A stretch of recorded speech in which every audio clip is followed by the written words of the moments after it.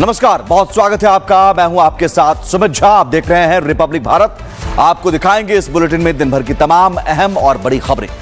राम मंदिर, अनुच्छेद 370 और अब यूनिफॉर्म सिविल कोड। देश की राजनीति में एक बार फिर यूसीसी सबसे बड़ा मुद्दा बनकर उभर रहा है। उत्तराखंड में लागू होने के बाद अब महाराष्ट्र, राजस्थान, मध्य प्रदेश, गुजरात और असम भी इस दिशा में तेजी से आगे बढ़ रहे हैं। सवाल यह है कि आखिर एक देश में अलग अलग नागरिकों के लिए अलग अलग कानून क्यों हो, और क्या समान नागरिकता संहिता सिर्फ बीजेपी का एजेंडा है या फिर बदलते भारत की जरूरत?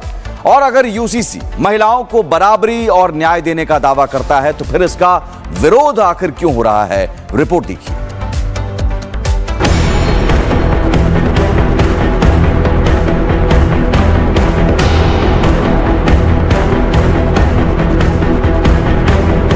एक देश, एक संविधान, एक झंडा, तो फिर शादी, तलाक, विरासत और संपत्ति के मामलों में अलग अलग कानून क्यों? यही सवाल आज पूरे देश में यूनिफॉर्म सिविल कोड यानी यूसीसी की बहस को हवा दे रहा है। उत्तराखंड में यूसीसी लागू होने के बाद अब महाराष्ट्र सरकार भी इस दिशा में तेजी से कदम बढ़ा रही है। सरकार ने रिटायर्ड हाईकोर्ट जज की अध्यक्षता में समिति बनाकर ड्राफ्ट तैयार करने का काम शुरू कर दिया है। राजस्थान में भी कमेटी गठित हो चुकी है। मध्य प्रदेश तैयारी कर रहा है।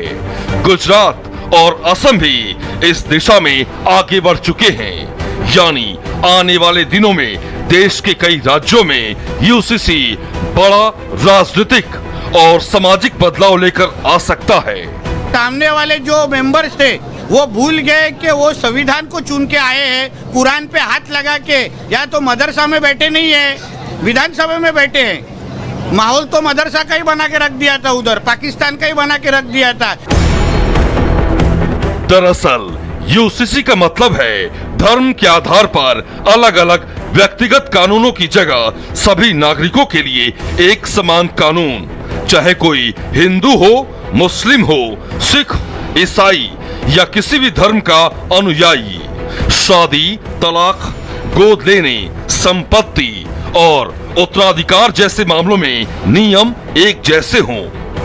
यूसीसी के समर्थकों का दावा है कि इससे सबसे ज्यादा फायदा महिलाओं को होगा, क्योंकि कई व्यक्तिगत कानूनों में आज भी महिलाओं के अधिकारों को लेकर विवाद और असमानता की शिकायतें सामने आती रही हैं। महाराष्ट्र विधानसभा में भी ट्रिपल तलाक और बहुविवाह को लेकर तीखी बहस देखने को मिली। सवाल उठे कि आखिर महिलाओं को न्याय देने वाले कानून का विरोध क्यों? यही वजह है कि यूसीसी का विरोध करने वालों को महाराष्ट्र सरकार में मंत्री नीतेश राणे ने कड़े शब्दों में जवाब दिया। नीतेश राणे ने कहा कि जिन्हें देश के कानून और संविधान का पालन नहीं करना है, उन्हें हिंदुस्तान को छोड़कर पाकिस्तान में बस जाना चाहिए। देखिए, ट्रिपल तलाक जो हमारे प्राइम मिनिस्टर मोदी जी ने उसके बारे में, हमारी सरकार ने ट्रिपल तलाक के बारे में एक डिसीजन लिया है, मगर यहाँ पे हमारे हिंदू राष्ट्र में रह के इसको हमारा संविधान ही मानना नहीं है। हमारे केंद्र सरकार ने लिए हुए निर्णय या डिसीजन ही अगर उनको मानना नहीं है तो वो कभी भी पाकिस्तान और इस्लामाबाद में जा सकते, कोई रोक नहीं रहा है उनको। वहीं दूसरी ओर विरोध करने वाले दलों का तर्क है कि यूसीसी लागू करने से पहले व्यापक चर्चा होनी चाहिए। लेकिन बड़ा सवाल ये है कि चर्चा की मांग और विरोध की राजनीति में फर्क कहां खत्म होता है? दशकों से महिलाओं के अधिकारों, समानता और बराबरी की बात करने वाले विरोध क्यों कर रहे हैं? समान नागरिक संहिता के नाम पर विरोधी दल असहज क्यों हो रहे हैं? क्या ऐसे दलों को यूसीसी लागू होने से उनके पारंपरिक वोट बैंक प्रभावित होने का डर है? क्या महिला अधिकारों का मुद्दा भी अब सियासत की भेंट चढ़ रहा है। इनके पास यही मुद्दे हैं। आज किसान आत्महत्या कर रहा है, बेरोजगारों को नौकरी नहीं मिलती है। एनईटी के अंदर, नीट की परीक्षा के अंदर महाराष्ट्र के बहुत बड़े लोग सामने आए हैं, उनके जो कनेक्शन पॉलिटिकल है उसके ऊपर नहीं देखते हुए ये यूसीसी और ट्रिपल तलाक और जिहाद इनके नाम पे बात करते हैं। इनके मुद्दे नहीं है, ये लोगों को गुमराह करने का प्रयास करते हैं। दरअसल देश का संविधान भी राज्यों को समान नागरिक संहिता लागू करने की दिशा में प्रयास करने की बात कहता है।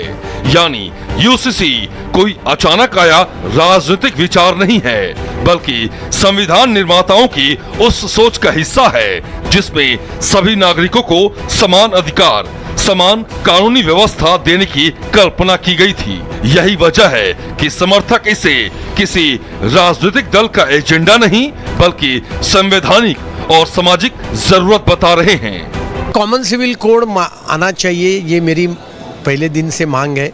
मैंने सदन में प्राइवेट मेंबर बिल इसके बारे में गत सदन में पेश किया था।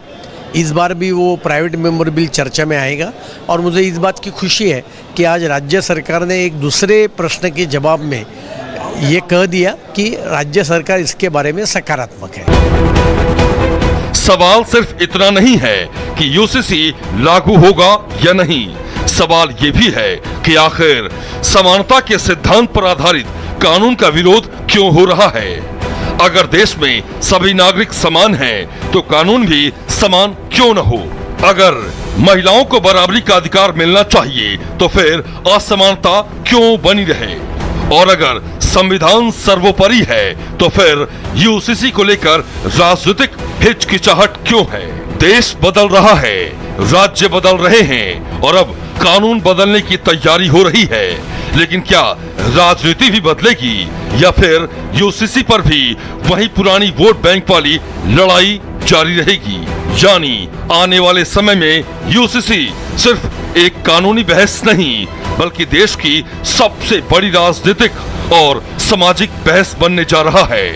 अब देखना ये होगा कि समान कानून की मांग ज्यादा मजबूत पड़ती है या फिर वोट बैंक की राजनीति। Bureau report, Republic Bharat. और अब दरिंदगी की एक ऐसी कहानी जिसमें दुल्हन की डोली के बजाय सपनों की अर्थी निकली।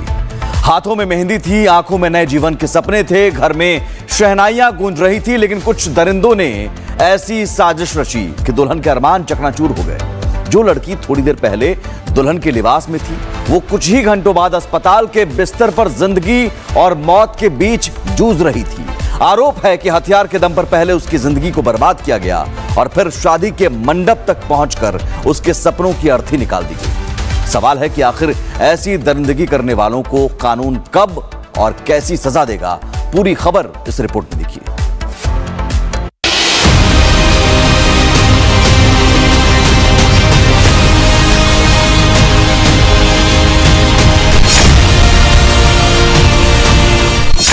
ये तस्वीरें सिर्फ एक टूटी हुई शादी की नहीं है, ये उस लड़की के टूटे हुए सपनों की कहानी है जिसने शायद बचपन से ही अपनी शादी के हजारों सपने देखे होंगे। यूपी के अंबेडकर नगर के इस गांव में बारात पहुंच चुकी थी। द्वार पूजा की रस्में चल रही थी। दो परिवार रिश्तों के बंधन में बंधने वाले थे, लेकिन तभी 3 दरिंदों की एंट्री ने खुशियों के इस घर को मातम में बदल दिया। आरोप है कि गांव के ही शुभम लाभ अपने 2 साथियों अरुण और कृष्णा के साथ वहां पहुंचा और दूल्हे को रोककर न सिर्फ मारपीट की, बल्कि तमंचा दिखाकर जान से मारने की धमकी भी दी। लेकिन कहानी यही खत्म नहीं हुई। आरोप है कि दरिंदों ने दूल्हे को युवती के कुछ आपत्तिजनक वीडियो दिखाए। दरिंदों ने शादी के लिए आए दूल्हे पर शादी न करने का दबाव बनाया। लड़की के अतीत को हथियार बनाकर उसके भविष्य पर हमला किया। इसके बाद विवाद बढ़ा, तनाव बढ़ा और आखिरकार वो फैसला हुआ जिसने एक लड़की की दुनिया ही उजाड़ दी। बारात बिना शादी के ही वापस लौट गई। जरा सोचिए उस लड़की पर क्या बीती होगी। घर में सजी शादी, रिश्तेदारों की भीड़, सपनों का संसार और फिर अचानक सब कुछ खत्म। हाथों में लगी मेहंदी शायद अभी सूखी भी नहीं थी, लेकिन दिल पर लगी चोट जिंदगी भर का जख्म बन गई। जिस लड़की को दुल्हन बनकर विदा होना था, उसे समाज की टेढ़ी निगाहों और तानों का सामना करना पड़ा। आरोप है कि इसी अपमान, सदमे और मानसिक पीड़ा से टूटकर उसने जहर खाकर अपनी जान देने की कोशिश की, लेकिन परिजनों की सतर्कता और डॉक्टरों की कोशिश ने उसकी जान बचा ली। जबरदस्ती वीडियो बनाए गलत काम करके। सुलभ, चौहान, अरुण और कृष्णा कट्टा दिखा के दूल्हा घर पे आया गुआने के समय, तो तीनों लोग जाके दूल्हे को 2-4 थप्पड़ मारे। उसके बाद कट्टा दिखा के वीडियो दिखाए दूल्हे को, चले गए।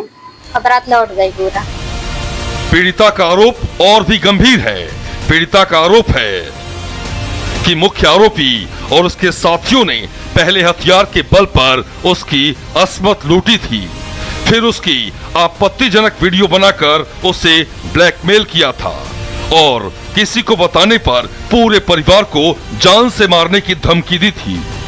पीड़िता के इन आरोपों के बाद साफ है कि यह सिर्फ शादी तुड़वाने का मामला नहीं है, बल्कि एक लड़की की गरिमा, उसकी निजता, उसके सम्मान और उसके भविष्य पर सुनियोजित हमला है।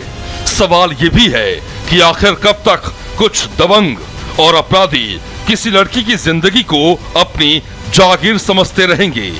एक तरफ सरकारें महिला सुरक्षा के दावे करती है, दूसरी तरफ ऐसे मामले समाज के सामने कई असहज सवाल खड़े कर देते हैं। सवाल ये कि क्या किसी लड़की का अतीत या निजी जीवन उसके खिलाफ हथियार बनाया जा सकता है? क्या किसी को अधिकार है कि वो हथियार के दम पर किसी की जिंदगी का फैसला करे? क्या ऐसी हरकत करने वालों को सिर्फ सामान्य अपराधी मान लेना काफी है? क्योंकि यहाँ सिर्फ एक शादी नहीं टूटी है, यहाँ एक लड़की का आत्मसम्मान टूटा है, उसका भरोसा टूटा है, उसका भविष्य टूटा है। अब आप क्या चाहती हैं? उन लोग को सजा मिले, तीनों लोगों को। फिलहाल पुलिस ने मामला दर्ज कर लिया है। एक आरोपी को हिरासत में लिए जाने की बात कही जा रही है, जबकि बाकी आरोपियों की तलाश जारी है। लेकिन इस मामले में सिर्फ गिरफ्तारी काफी नहीं होगी, जरूरत है ऐसी कार्रवाई की जो समाज को साफ संदेश दे कि किसी लड़की की जिंदगी से खिलवाड़ करने वालों, हथियार के दम पर डराने वालों और उसके सम्मान को कुचलने वालों के लिए कानून में कोई नरमी नहीं है। क्योंकि एक लड़की ने सिर्फ शादी नहीं खोई है, उसने अपने जीवन का सबसे खूबसूरत सपना खोया है। उनके जहर खाने की सूचना पर तत्काल उन्हें सीएससी टांडा पहुंचाया गया तथा समुचित इलाज के पश्चात डॉक्टर द्वारा उनको डिस्चार्ज किया गया। पूरी घटना के उत्प्रेरक रहे शुभलाभ पुत्र ज्ञानलाल तथा उनके साथियों के विरुद्ध श्री कन्हैयालाल की तहरीर के आधार पर थाना टांडा पर मुकदमा अपराध संख्या 156/26 पंजीकृत किया जा रहा है तथा आवश्यक विधिक कार्रवाई की जा रही है। बहरहाल आज पीड़ित लड़की बेशक जिंदा है, लेकिन उसके सपनों का क्या? जो मेहंदी खुशियों का रंग लेकर आई थी, वो अब दर्द की कहानी बन चुकी है। जो शहनाइयां बज रही थी, अब वहां सन्नाटा है। और जो दरिंदे उसकी जिंदगी को नरक बनाकर फरार हुए हैं, उन्हें कानून के शिकंजे में लाना अब सिर्फ पुलिस की जिम्मेदारी नहीं, बल्कि न्याय की सबसे बड़ी परीक्षा है। Bureau report, Republic Bharat. और अब डकैती की एक ऐसी कहानी जिसे सुनकर आप दंग रह जाएंगे। देश की राजधानी दिल्ली में 1.5 करोड़ रुपए की सनसनीखेज डकैती, हथियारों के दम पर कैश लूटा गया। और साजिश इतनी शातिर थी कि कंपनी का अपना कर्मचारी ही गद्दार बन बैठा। लेकिन अपराधी शायद ये भूल गए कि दिल्ली पुलिस भी उनके पीछे थी। 11 दिनों तक 8 राज्यों में लगातार दिल्ली पुलिस पीछा करती रही। 500 से ज्यादा सीसीटीवी फुटेज खंगाले गए और आखिरकार करोड़ों की डकैती करने वाला पूरा गैंग सलाखों के पीछे पहुंच गया। रिपोर्ट देखिए।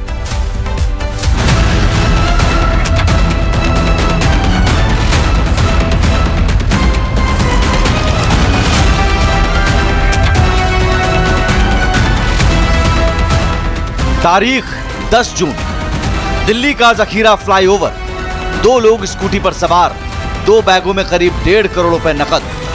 सब कुछ सामान्य लग रहा था, लेकिन यहां अगले कुछ सेकंड में होने वाला था ऐसा खेल जिसने राजधानी की कानून व्यवस्था को खुली चुनौती दी थी। बिना नंबर की लाल पल्सर बाइक पर आए 2 बदमाशों ने रास्ता रोका, पिस्टल तानी और 1.5 करोड़ रुपए से भरे दोनों बैग लेकर फरार हो गए। दिन दहाड़े हुई इस डकैती ने दिल्ली पुलिस के सामने बड़ा सवाल खड़ा कर दिया था। आखिर इतनी बड़ी रकम की लूट किसने की और कैसे की? इसमें जो हम लोगों को फर्स्ट क्लू मिला था, जो 2 विक्टिम थे जिन्होंने कहा हमारे साथ लूट हुई है, हमने पहले तो सीसीटीवी देखा, उनके स्टेटमेंट्स लिए, उनकी पूरी कहानी सुनी। उसके बाद उनके डिजिटल जो डिवाइसेस थे उसको एग्जामिन किया, तो हमें कुछ क्लू मिले कि हो सकता है इनमें से किसी ने इनपुट दिया हो। फिर हमने उसकी 2 तरीके से जांच स्टार्ट की। एक तो इनके डिजिटल डिवाइसेस से जो लाइन ऑफ इन्वेस्टिगेशन चल रही है उस पर, और दूसरा जो है जो रॉबर्स आए थे उनको ट्रैक करने के लिए। तो उसमें जो दूसरी लाइन थी जो कॉन्स्पिरेटर्स की और जो लॉजिस्टिक्स प्रोवाइडर की थी, उनको तो हमने राउंड अप किया और उसमें अलग अलग जगह से वेस्ट दिल्ली से मोस्टली सबको अरेस्ट किया गया। वारदात बड़ी थी और चुनौती उससे भी बड़ी। सराय रोहिल्ला थाना, नॉर्थ डिस्ट्रिक्ट स्पेशल स्टाफ और क्राइम ब्रांच की संयुक्त टीम मैदान में उतरी। जांच शुरू हुई। 1-2 नहीं, पूरे 500 से ज्यादा सीसीटीवी कैमरों की फुटेज खंगाली गई। घंटों नहीं, कई दिनों तक फुटेज को फ्रेम दर फ्रेम देखा गया और तभी सामने आया पहला सुराग। लुटेरे अचानक नहीं आए थे, वे पश्चिम बिहार से ही कैश ले जा रहे कर्मचारियों का पीछा कर रहे थे। यानी पूरी वारदात पहले से प्लान थी और किसी को अंदर की पूरी जानकारी थी। इसके बाद जैसे जैसे जांच आगे बढ़ी, पुलिस को समझ आ गया कि ये सिर्फ सड़क पर हुई डकैती नहीं, बल्कि अंदरूनी साजिश का नतीजा थी। जांच में जो खुलासा हुआ उसने सबको चौंका दिया।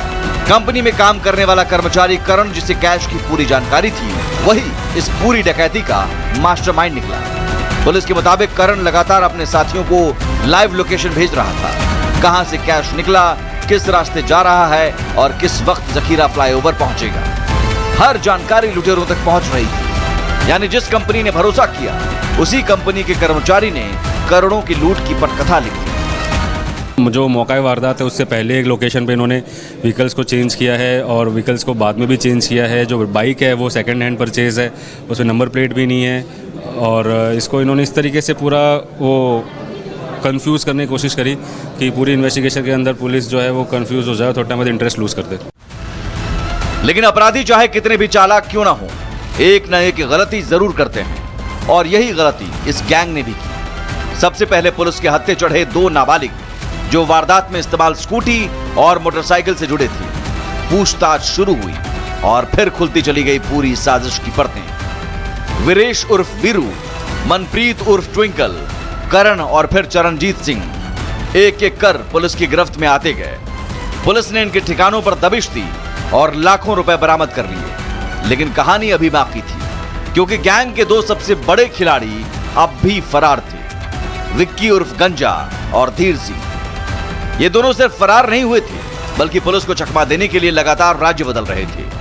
दिल्ली से निकले, राजस्थान पहुंचे, फिर उत्तर प्रदेश, मध्य प्रदेश, उत्तराखंड, हरियाणा, पंजाब और आखिर में जम्मू कश्मीर। लेकिन दिल्ली पुलिस ने भी पीछा नहीं छोड़ा। 11 दिनों तक लगातार ऑपरेशन चला। करीब 4000 किलोमीटर की दूरी तय की गई। तकनीकी निगरानी, मानव खुफिया तंत्र और जमीनी स्तर की लगातार कार्रवाई। आखिरकार 22 जून को दोनों आरोपी दिल्ली लौटते वक्त पुलिस के शिकंजे में आ गए और यहीं खत्म हो गया 1.5 करोड़ की डकैती का पूरा खेल। जो रॉबर्स थे उन्होंने हम लोगों को लगभग हमको 12-13 दिन की चेज़ रही। यहाँ से वो खाटू श्याम गए, खाटू श्याम से दतिया, आगरा, हरिद्वार, फिर करनाल, फिर पंजाब, फिर श्रीनगर, फिर जम्मू, उधमपुर, लखनपुर, बैक टू दिल्ली, ऐसा इनका रूट रहा। और वापसी में हमने इनको, रास्ते में हम लोग भी कई बसें वगैरह चेक कर रहे थे और फाइनली हमने इनको दिल्ली के रास्ते में अरेस्ट किया है। पूछताछ में खुलासा हुआ कि वारदात के बाद सभी आरोपी तिलक नगर में जुटे थे। यहीं लूटी गई रकम का बंटवारा हुआ और फिर सब अलग अलग दिशाओं में फरार हो गए ताकि पुलिस को भ्रमित किया जा सके। लेकिन पुलिस ने न सिर्फ पूरे गैंग को गिरफ्तार किया, बल्कि लूटी गई रकम में से 1,01,50,000 रुपए भी बरामद कर लिए। मतलब अपराधी चाहे कितना भी शातिर क्यों हो, कानून की नजरों से बचना नामुमकिन है। Bureau report. और अब बात एक ऐसी फैक्ट्री की करेंगे जो सिर्फ फैक्ट्री नहीं बल्कि एक टॉर्चर फैक्ट्री थी, क्योंकि यहां काम करने पर मजदूरों को उनके हक का पैसा और रोटी मिलनी चाहिए, वहां उसी फैक्ट्री को कुछ जल्लादों ने उनके लिए इस फैक्ट्री को जहन्नुम बना दिया। दिन रात ऐसी यातनाएं दी गई जिसकी कहानी सुनते ही किसी की भी रूह कांप उठेगी। वो तो भला हो मुजफ्फरनगर पुलिस का, जिसने उन मजदूरों को बचा लिया और मालिक बन बैठे जल्लादों को सलाखों के पीछे पहुंचा दिया। रिपोर्ट आपको दिखाते हैं।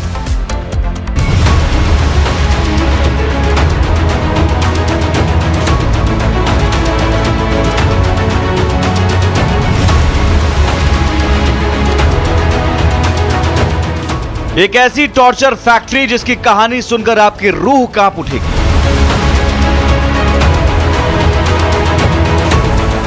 एक ऐसी फैक्ट्री जहां मजदूरों से काम कराने के लिए उनके साथ जानवरों से भी बदतर सलूक किया जाता था। एक ऐसी फैक्ट्री जहां पर मजदूर गए तो थे पैसों के लिए, लेकिन उन्हें जो यातनाएं दी गईं, वो कहानी हैरान तो करती ही है, हैवानियत की कहानी भी बयां करती है। हमको पैसे का लालच देके हमको बुला लाया गया अम्बाला से। बोलो 12,000 रुपये महीना देंगे, 3 टाइम चाय 3 टाइम खाना।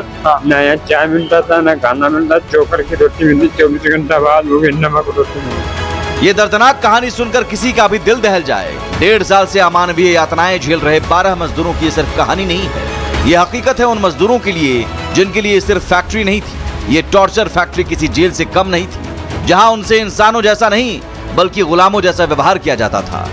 फैक्ट्री में बिहार, उत्तर प्रदेश, उत्तराखंड, हरियाणा, राजस्थान और छत्तीसगढ़ के गरीब मजदूरों को अच्छे रोजगार, रहने और खाने की सुविधा और हजारों के वेतन का लालच देकर बुलाया गया था, लेकिन फैक्ट्री पहुंचते ही उनकी जिंदगी दर्द, भूख और मारपीट के अंधेरे में कैद हो गई। 24 घंटे काम करवाते जब तक लाइट रहेगी। लाइट गई बस उतने में कट्टे पैक करो, दोना पैक करो, फिर लाइट आती, सो पाते नहीं थे। अब काम करेंगे, बंदे को नींद आएगी तो बेल्ट बजाएंगे, तमंचा दिखाएंगे, जो हाथ में आ गया वो मार देते थे, जो आदमी प्रताड़ित हो जाए। बहुत अच्छा लग रहा है, छूट गए, हम अपने घर पहुंच जाएंगे बच्चों के पास। उत्तर प्रदेश पुलिस का बहुत बहुत धन्यवाद, मुजफ्फरनगर पुलिस का, जो हमें मुक्त कराया।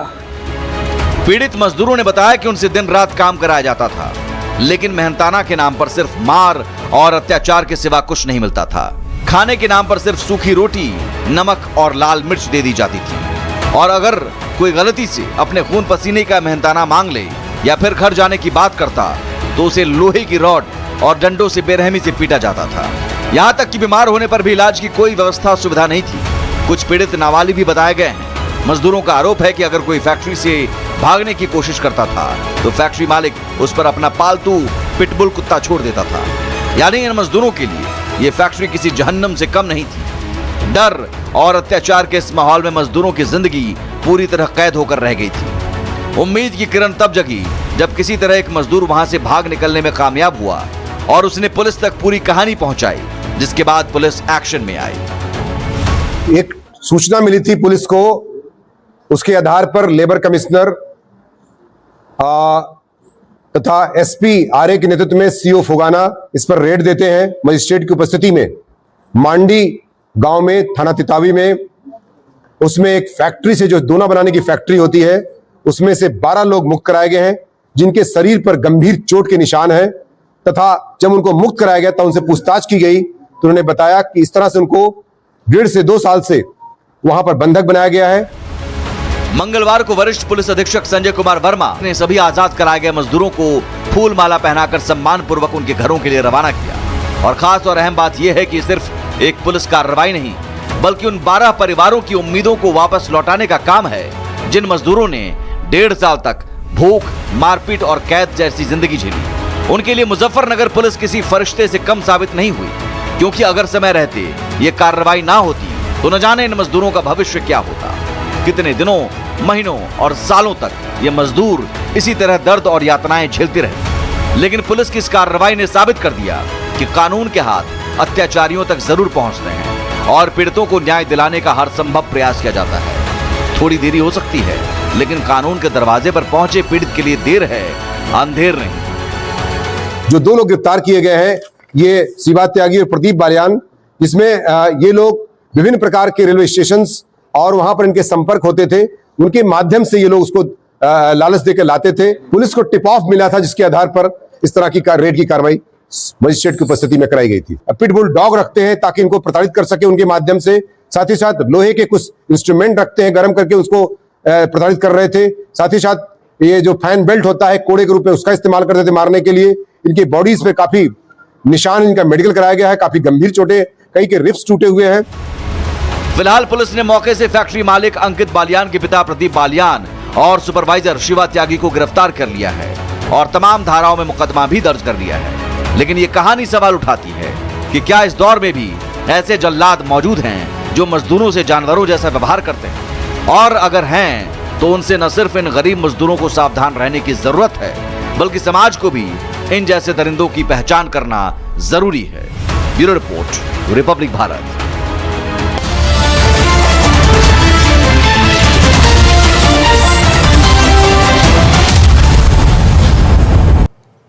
मैं आदिवासी क्षेत्र